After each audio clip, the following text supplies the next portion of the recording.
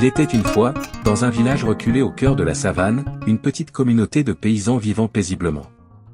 Leur journée était rythmée par les saisons, et leur vie simple leur apportait une certaine sérénité. Cependant, au-delà des collines et des champs, il y avait un mystère qui effrayait tous les villageois, une vieille femme solitaire qui vivait à l'orée de la forêt. Elle était connue sous le nom de « la sorcière » et, selon les rumeurs, elle avait des pouvoirs surnaturels. Les gens murmuraient qu'elle avait le pouvoir de transformer les êtres vivants, de faire disparaître les récoltes et d'envoyer des malédictions. La vieille femme vivait dans une hutte isolée faite de branchages et de feuilles. Personne n'osait s'en approcher, par peur des malheurs qu'elle pourrait leur infliger. Bien que personne ne l'ait jamais vue accomplir de magie, les rumeurs et la peur entretenues par les anciens du village avaient fait d'elle une légende vivante. Lorsqu'un enfant osait poser des questions à propos de la sorcière, on lui répondait souvent « Reste loin d'elle, et tu seras en sécurité ». Un jour, une terrible sécheresse s'abattit sur le village. Les champs ne donnaient plus de récolte, les rivières se tarissaient, et la famine commençait à faire son apparition.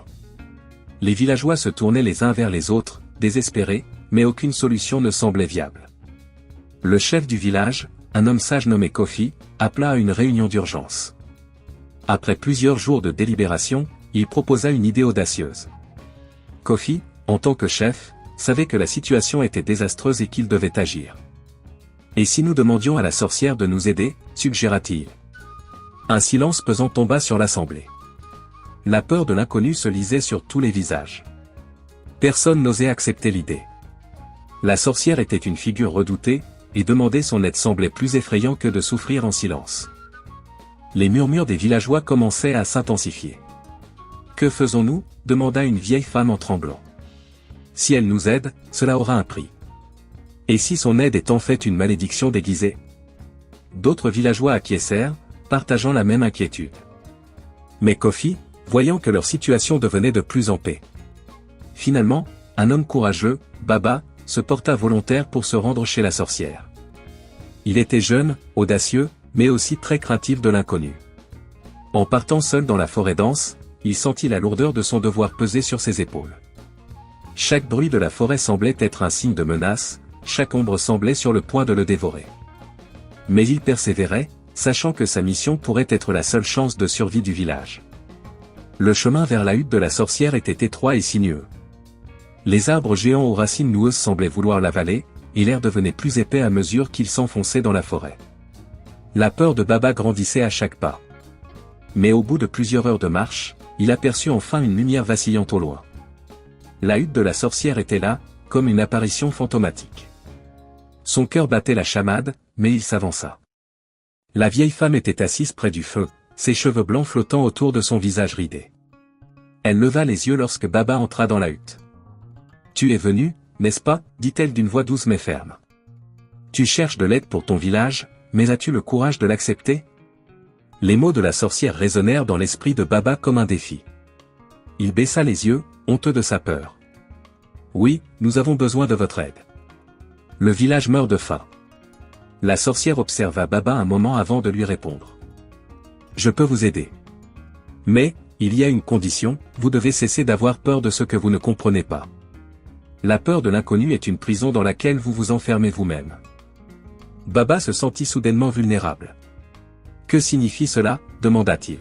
« Acceptez l'inconnu, soyez prêt à accepter l'aide de celui que vous redoutez. Et peut-être, vos récoltes reviendront. » Baba fit demi-tour, portant le message de la sorcière. Le chemin du retour fut aussi long et difficile que celui de l'aller. Mais, cette fois, il était plus calme. Il avait vu de ses propres yeux que la sorcière n'était pas un monstre, mais simplement une vieille femme, sage et puissante. Lorsqu'il arriva au village, la communauté l'attendait, impatiente de savoir ce qu'il avait trouvé. À son retour, Baba rapporta les paroles de la sorcière. Il expliqua que la seule condition pour recevoir son aide était d'abandonner la peur irrationnelle qu'ils avaient envers elle. Le village, bien que réticent, accepta de suivre ses instructions, car il n'avait plus d'autre choix. Ils se rassemblèrent et, ensemble, ils se rendirent chez la sorcière pour lui demander son aide. Le lendemain matin, les villageois se réveillèrent pour découvrir que la pluie, tant attendue, était enfin tombée. La terre, asséchée et fissurée, s'était remplie d'eau, et les champs autrefois stériles étaient maintenant humides et prêts à recevoir les graines. Les villageois se précipitèrent à leurs champs, étonnés par la rapidité et la générosité de la sorcière. Ils avaient surmonté leur peur et, en échange, la nature leur offrait son abondance. Après ce miracle, les villageois commencèrent à voir la sorcière sous un autre jour. Ils réalisèrent qu'ils avaient agi par peur de l'inconnu, ce qui les avait empêchés de voir la vérité. Ils se réunirent pour remercier la sorcière et lui offrir un repas. Elle sourit, acceptant leur offre. La peur n'est qu'une illusion, une barrière mentale. Quand vous ouvrez vos cœurs, vous voyez la véritable nature des choses. Les anciens du village, qui avaient autrefois répandu la rumeur de la malice de la sorcière, commencèrent à se remettre en question. Ils reconnurent qu'ils avaient fait preuve de superstition et d'ignorance. Leur peur avait créé des divisions et des malentendus. C'était une leçon amère mais précieuse. La sorcière, voyant que le village avait changé, offrit aux villageois un dernier conseil: ne vous laissez jamais dominer par la peur de l'inconnu. Ouvrez-vous aux autres, à ceux que vous ne comprenez pas, et vous trouverez souvent des solutions là où vous ne les attendiez pas. Les villageois acceptèrent cette sagesse et se firent une promesse de vivre sans peur ni jugement. Au fil du temps, le village prospéra, non seulement grâce aux récoltes, mais aussi grâce à l'unité qui naquit de cette expérience.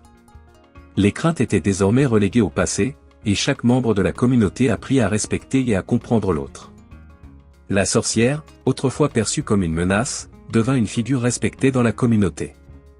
Elle n'était plus vue comme une personne malfaisante, mais comme une sage aînée qui avait aidé à guérir une société malade de ses propres peurs.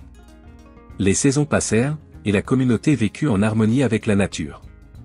La peur de l'inconnu était devenue une chose du passé, et chaque villageois savait désormais que la sagesse pouvait se cacher dans les endroits les plus improbables. Le village ne tomba plus jamais dans la peur irrationnelle, et les générations suivantes apprirent à regarder au-delà de leur peur. Ils vécurent en harmonie, aidant les autres, acceptant la diversité, et brisant les chaînes des anciennes croyances qui les avaient enfermés dans la peur. À la fin de sa vie, la sorcière se retire définitivement dans la forêt. Les villageois continuèrent de se rappeler les leçons qu'elle leur avait transmises, et chaque année, ils se réunissaient pour rendre hommage à la sagesse de celle qu'ils avaient autrefois crainte. Ils cultivèrent des jardins, bâtirent des écoles, et vécurent dans la paix. Avant de mourir, la sorcière laissa un dernier message pour la communauté: la peur est un voile qui cache la beauté du monde. Osez regarder derrière ce voile, et vous trouverez la lumière qui vous guidera. Et ainsi, les villageois vécurent heureux, transmettant de génération en génération les enseignements de cette vieille femme sage.